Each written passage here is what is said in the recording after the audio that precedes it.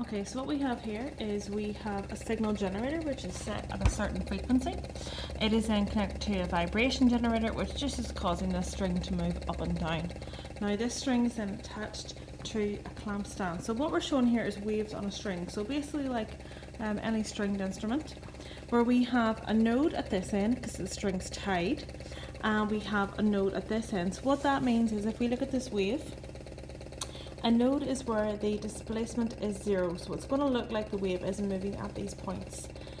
And what we do is we adjust the frequency so that we get the first time we can see any part of a wave that starts from a node to a node. Now as you can see, that's one complete wave, but if we start here, the next time that we see a node is half a wavelength away.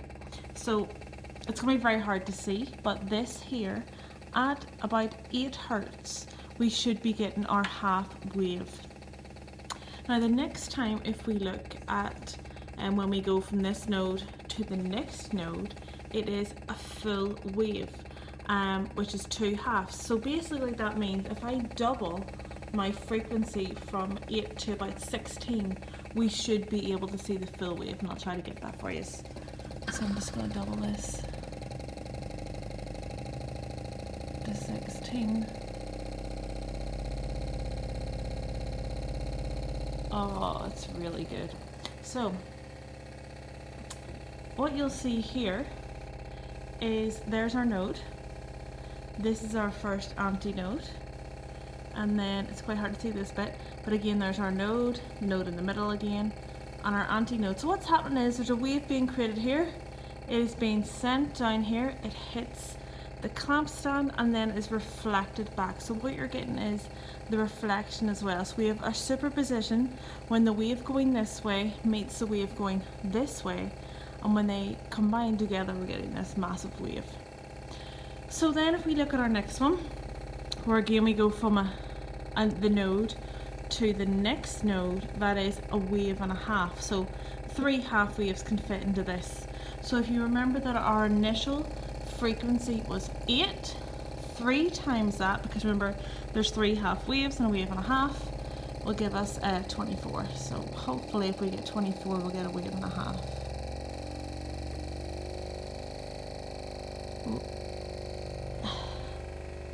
Okay, which is what we can see there. So you have your first half a wave, there's your node, your second half a wave, so your full wave there's your other node, and there's your third half. So a wave and a half. Okay, then again if we start again at our node and go on to the next node, that is 2 waves. And how many halves can fit into that? 4. So remember our initial fundamental frequency was 8. 8 times 4 is 32. So if I adjust this to 32, oh, it's going mad. We should hopefully get our 2 waves here. 32. Okay. And you should be, it is quite hard, I'm sorry. So there's our first half a wave, second half a wave, focus, our third and our fourth.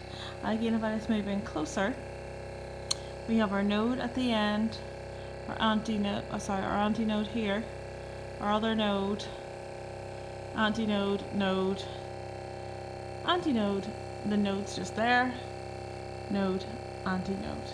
And again, if we were going to continue it again, it would be take 8 multiplied by 5, the next one would be at 40.